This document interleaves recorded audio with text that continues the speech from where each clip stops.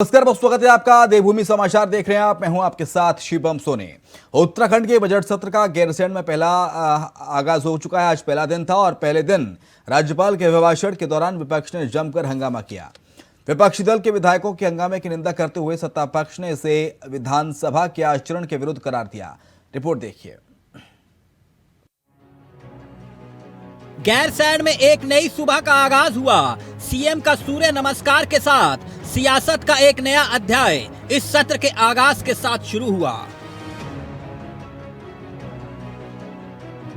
Budget के पहले दिन राज्यपाल ने अपने अभिभाषण के दौरान इस सत्र को ऐतिहासिक करार दिया। राज्यपाल ने अभिभाषण में कहा कि सरकार राज्य के विकास के लिए निरंतर प्रयास कर रही है और जिस तरह से उत्तराखंड विकास के पथ पर बढ़ने का काम कर रहा है, ये ऐतिहासिक है। और सच कहूं कि आज के जो अभिभाषण में अपने आप में जो एक गर्व सा महसूस हुआ कि हमारी सरकार हमारे राष्ट्र के लिए, हमारे प्रदेश के लिए और जनहित में क्या क्या कर रही है। एक अपना एक सेल्फ वर्थ का भी एक फीलिंग आई कि किन किन जगह के ऊपर में, किन किन कार्य के ऊपर में, किन किन विभाग ने कितने सुंदर कार्य किए हैं कि एक छोटा प्रदेश पूरे राष्ट्र के अंदर में किस प्रकार से एक अपना एक स्टैंडर्ड दिखा रहा है। एक तरफ जहां राज्यपाल ने अपने अभिभाषण में इस सत्र को ऐतिहासिक करार दिया और सरकार की जमकर तारीफ की, तो वहीं दूसरी तरफ सड़क से लेकर सदन तक सियासी संग्राम देखने को मिला। जहां सदन में अभिभाषण के दौरान कांग्रेसियों ने हंगामा किया, तो वहीं सड़क पर उत्तरी कांग्रेस ने विधानसभा घेराव के लिए कूच किया, तो पुलिस ने उन्हें रास्ते में ही रोक दिया, जिससे आग बबूला हुए कांग्रेसियों ने पुलिस के ही साथ नोकझोंक शुरू कर दी और सरकार पर जनता की आवाज दबाने के आरोप लगाए। विधानसभा घेराव करने का कार्यक्रम था। पुलिस ने बुरी तरीके से 10 से 15 जगह हमारे लोगों को रोका है। सिमली में लोगों को रोक दिया। यहाँ बोला कि यहाँ सबको मिलने देंगे। यहाँ भी हमको 3 हिस्सों में बांट दिया है।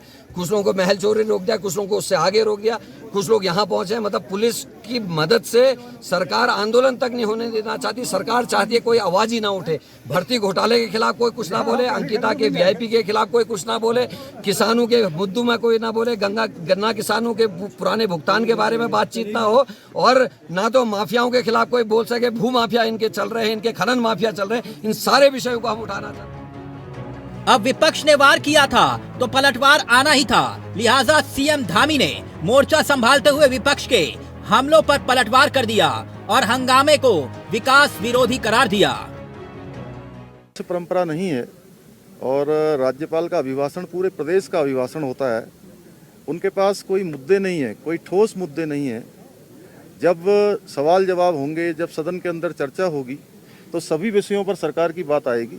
लेकिन राज्यपाल का अभिभाषण संपूर्ण प्रदेश की एक झलक होती है। प्रदेश के अंदर एक ठोस नीति, ठोस कार्यक्रम और किस प्रकार से सरकार आगे काम करेगी, राज्य किस प्रकार से आगे जाएगा, वह राज्यपाल के अभिभाषण में सभी कुछ समाहित होता है।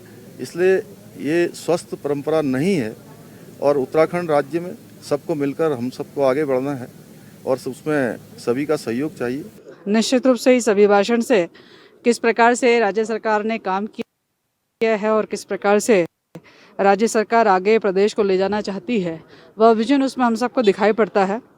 मैं इस बात को बड़ा दुर्भाग्यपूर्ण मानती हूं कि राज्यपाल के अभिभाषण के दौरान में कांग्रेस के सम्मानित विधायकगण काफ़ी कुछ ऐसे विषयों पर विरोध प्रदर्शन कर रहे थे, जिसपे कि मैं समझती हूं कि तत्समय हमारी सरकार ने बहुत निर्णायक निर्णय लिए हैं और मुझे लगता है कि केवल अपनी राजनीति चमकाने के लिए या चर्चाओं में बने रहने के लिए और विषय से भटकने के लिए इस प्रकार का विरोध किया गया।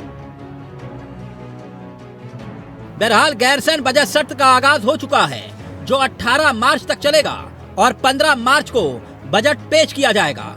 ऐसे में देखने वाली बात यह होगी कि आखिरकार धामी सरकार अपने इस बजट के जरिए राज्य की जनता को क्या कुछ सौगात देती है। साथ ही साथ देखना यह भी दिलचस्प होगा कि इस बजट सत्र के जरिए जनता को कितनी राहत दी जाती है। अबे कैंतुरा, इंडिया वॉइस, गैरसैंण। वहीं पूर्व मुख्यमंत्री हरीश रावत ने भी राज्यपाल के अभिभाषण पर हमला बोला और उनके अभिभाषण को खोखला करार दिया।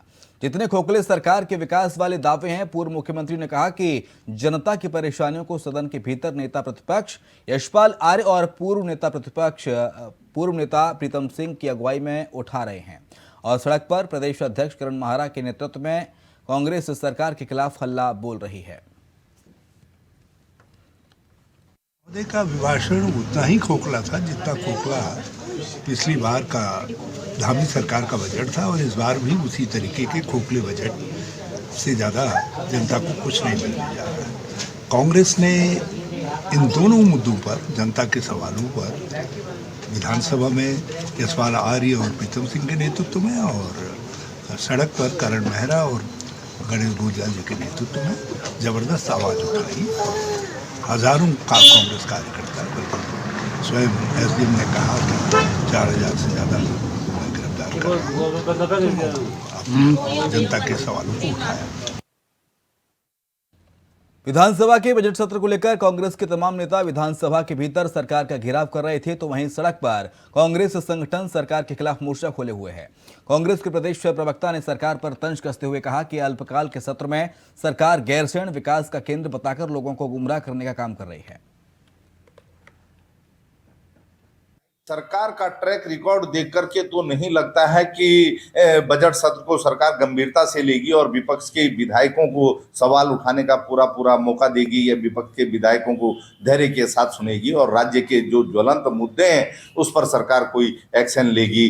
क्योंकि पिछली बार भी जब शीतकालीन सत्र देहरादून में सरकार ने आयोजित किया था, 1 सप्ताह का सत्र आयोजित किया और 2 दिन में ही सरकार पैकअप करके बुरिया बिस्तर बांध के चली गई थी। तो सरकार की गंभीरता पर सवाल है, लेकिन क्योंकि आज से विधानसभा का बजट सत्र गैरसैंण में आयोजित हो रहा है और परसों 15 तारीख को सरकार ने बजट लाने की बात कही है, देखते हैं सरकार कितनी गंभीरता से राज्य के ज्वलंत मुद्दों पर आगे बढ़ती है और विपक्ष को सुनती है। लोकतांत्रिक व्यवस्था में सरकार का कितना विश्वास मजबूत हुआ है, ये इस सत्र के बाद पता लग जाएगा।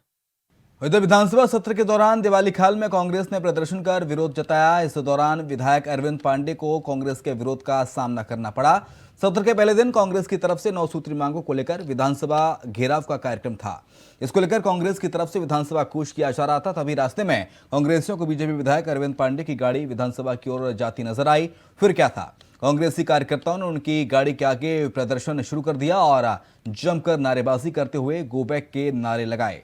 ऐसे में विधायक अरविंद पांडे को मजबूरन अपनी गाड़ी पीछे करनी पड़ी।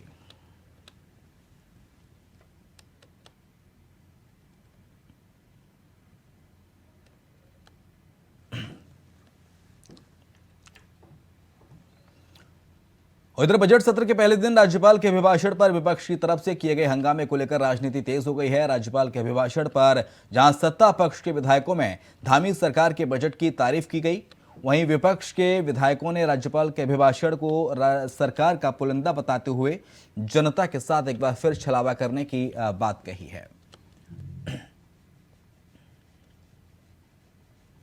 नेतृत्व में हमारी सरकार बहुत जो जनहित के फैसले लगातार ले रही है।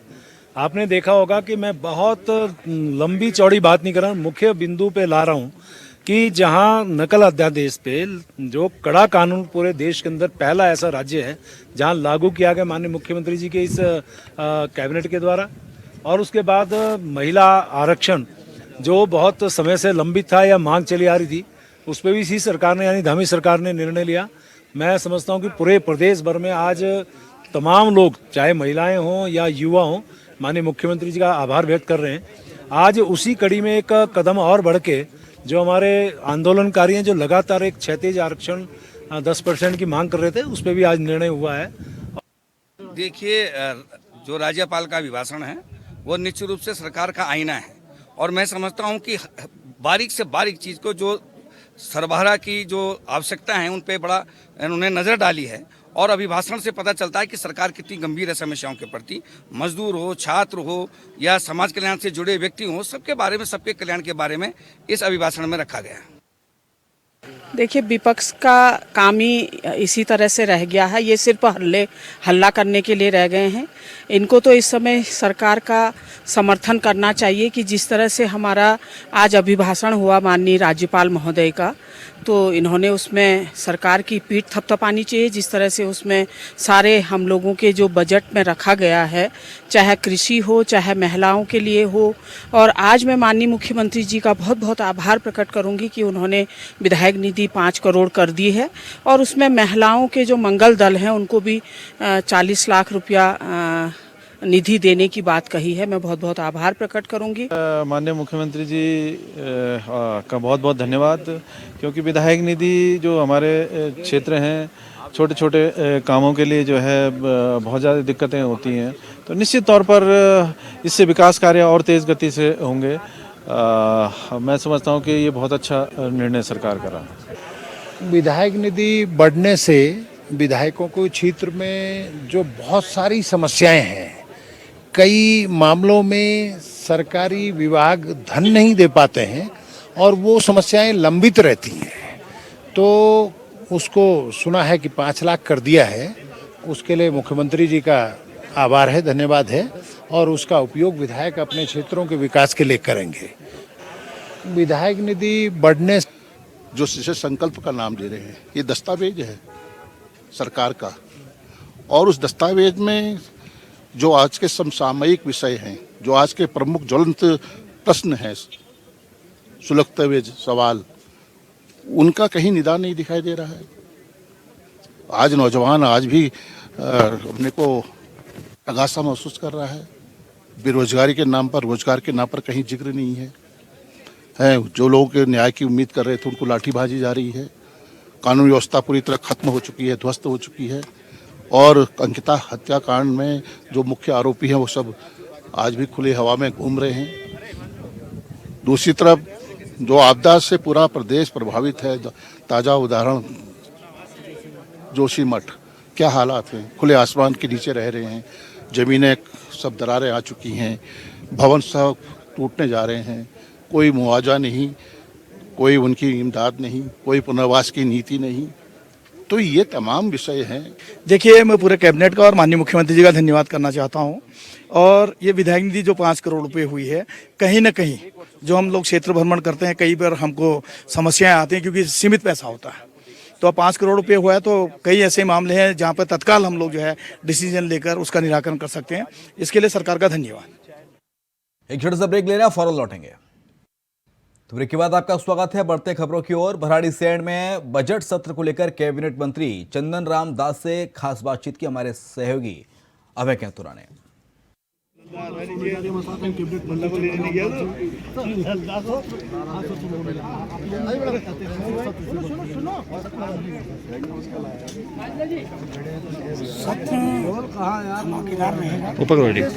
सकारात्मक रहेगा, सारे मुद्दे सदन में आएंगे, और मुझे लगता है कि विपक्ष भी सकारात्मक भूमिका में उत्तराखंड के विकास के लिए अपने मुद्दे रखेगा। और माननीय मंत्रीगण पूरी तैयारी में, सरकार पूरी तैयारी में है, और दमदार ढंग से सभी लोगों के उत्तर दिए जाएंगे। विपक्ष राज्य की तैयारी कर रहा है, कह रहा है कि गैर में विकास नहीं हो पाया, युवाओं के साथ छलावा हो रहा है, मुद्दों पर सभी मुद्दे सदन में आएंगे। माननीय मुख्यमंत्री जी के नेतृत्व में उसका दमदार ढंग से जवाब भी दिया जाएगा, उनको संतुष्ट करने का प्रयास भी किया जाएगा। मुझे ये चीज़ कहा जा सकता है कि राज्य बजट पेश किया जाएगा, वो 25 करोड़ रोड में करेगा, इस बार विकास के लिए, इस बार बजट के लिए विशेष तैयारी की गई, लोगों की जनभावनाएं भी ली गई और नए आयाम भी उसमें रखे गए हैं। बेरोजगारी, उद्योग से संबंधित कई नीतियां भी हम नए ला रहे हैं, और मुझे लगता है कि इस बार का बजट बहुत ही सशक्त बजट होगा और उत्तराखंड राज्य के लोगों के हित का बजट होगा। कैबिनेट मंत्री चंदन राम दास जिनका साफ तौर पर कहना है कि इस बार का बजट ऐतिहासिक बजट होगा और उत्तराखंड राज्य के लिए विकास का जो रोड मैप होगा वो इस बजट के माध्यम से यहाँ पर देखने को मिलेगा, ताकि उत्तराखंड राज्य बन सके और 2025 में अपना लक्ष्य पूरा कर सके। पूर्व नेता प्रतिपक्ष प्रीतम सिंह ने राज्यपाल के अभिभाषण के दौरान विपक्षी विधायकों के विरोध को सही ठहराया। उन्होंने कहा कि राज्यपाल के अभिभाषण में कुछ नया नहीं था। सरकार जो विकास के दावे करती है वो धरातल पर कहीं दिखते नहीं हैं। वहीं विपक्ष के रुख को लेकर पूर्व नेता प्रतिपक्ष से खास बातचीत की हमारे संवाददाता अभय कैंतुरा ने। प्रीतम सिंह जी उनसे बातचीत करते हैं। सर, आज कांग्रेस ने विधानसभा घेराव की बात करती है, लेकिन कांग्रेस को टुकड़ों टुकड़ों में ही रोकने का काम बहुत दूर पहले कर दिया गया। सरकार को बने हुए 1 साल का कार्यकाल हुआ है और सरकार के आचरण को देखते हुए और 1 वर्ष तक जिस तरीके से सरकार ने प्रदेश को संचालित किया, उससे पूरे प्रदेश के लोगों में रोष व्याप्त है। तमाम इश्यूज थे जिन इश्यूज को लेकर के कांग्रेस ने आज विधानसभा घेराव का निर्णय लिया था, लेकिन घेराव को देखते हुए सरकार ने जो हमारे साथी थे उनको अलग अलग जगह पर रोकने का काम किया है। लेकिन लोकतंत्र में हम अपनी आवाज़ लगातार बुलंद करते रहेंगे और जितना दमन सरकार करेगी उतनी मुखरता से कांग्रेस उसका विरोध करने का काम करेगी। सरकार कह रही है कि सदन के भीतर भी विपक्षी विधायक नारेबाजी करते रहे जब राज्यपाल का अभिभाषण हो। अरे, राज्यपाल का अभिभाषण सरकार का दस्तावेज होता है और सरकार ने लगातार प्रदेश के हितों के विपरीत कार्य किया है, तो हमने उसका विरोध किया। यदि प्रीतम सिंह जी ने साफ तौर पर कहा है कि राज्यपाल का अभिभाषण का विरोध विपक्ष करता है क्योंकि राज्य सरकार का दस्तावेज होता है, सरकार की योजनाओं का होता है, तो ऐसे में हक उनका है। लेकिन जिस प्रकार से विधानसभा घेराव की रणनीति थी विपक्षी पार्टी की, उसमें विपक्ष की आवाज को दबाने का काम सत्ता पक्ष की तरफ से किया गया है, जो सही नहीं है। कैमरामैन सुनील साथ अभय कैंतुरा, इंडिया वाइज, भराड़ीसैंण। भराड़ीसैंण में बजट सत्र को लेकर बजट विपक्ष के कुछ उपनेता सदन भुवन कापड़ी से बातचीत की हमारे सहयोगी अभय कैंतुरा ने। सुनिए। जो इस समय एक साथ चल रहे हैं तो बातचीत करेंगे क्योंकि इस बार विपक्ष काफी आक्रामक रूप में नजर आ रहा है। सर, इस बार बजट की शुरुआत हो रही है, काफी आक्रामक रूप आप लोगों ने पहले अख्तियार कर लिया, गैस सेंटरों का अपना नारा भी। देखिए, बजट कैसा आता है, युवाओं के लिए बजट में क्या स्थान है, महंगाई को नियंत्रित करने के लिए बजट में क्या प्रावधान है, स्वास्थ्य में कैसे और बेहतर हो उसके लिए बजट में क्या प्रावधान है, शिक्षा को कैसे आधुनिक तरीके से शिक्षा दी जाए उस पर क्या है, पहाड़ को कैसे संतुलित किया जाए, कैसे ऊर्जा प्रदेश आज लगातार बिजली संकट से घिरा हुआ है, कैसे इस ऊर्जा प्रदेश का जो नाम ऊर्जा प्रदेश के नाम पर था आज 15 से 20 करोड़ की बिजली रोज खरीदी जा रही है, उसमें क्या सुधार लाएंगे, सारी चीज़ों पर क्या बजट में प्रावधान है, क्या लाए हैं, उसके बाद इस पर चर्चा। ठीक, आज युवाओं को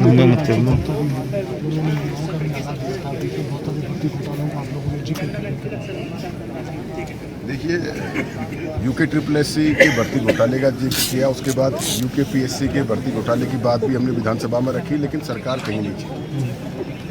उत्तराखंड के युवाओं का हाल ये हो गया, आसमान से गिरे और खजूर पर अटके। जहाँ UKSSC में भर्ती घोटाले हो रहे थे तो उसके बाद UKPSC में भी लगातार भर्ती घोटाले सामने आ रहे हैं। हम सरकार को लगातार ये कह रहे थे कि CBI जांच करो, दोषियों को जेल भेजो, इनको दुरुस्त करो आयोगों को, उसके बाद परीक्षा कराओ। लेकिन सरकार किस तेजी में थी, किस आनंद फानंद में कि जल्दी परीक्षा करी कि पहले पटवारी भर्ती लीक हो गई, फिर JEE की परीक्षा में 4 के 4 सेट सेम आ गए।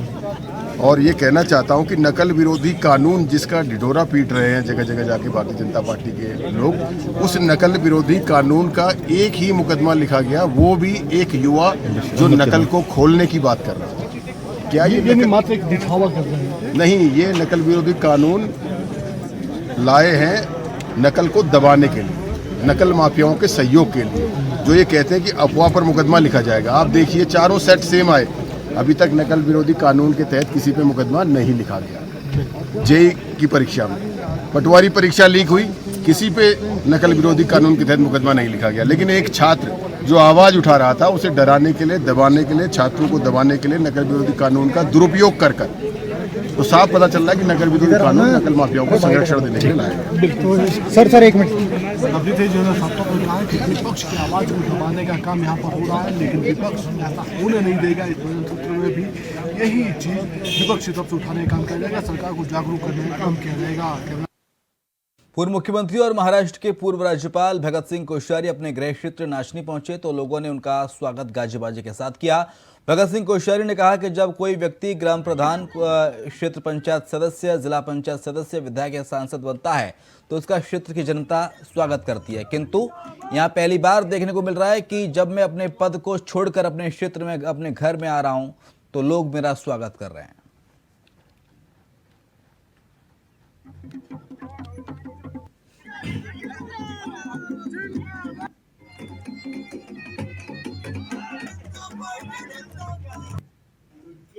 लोगों की मदद करने के लिए सेवा भाव से जा रहे हैं।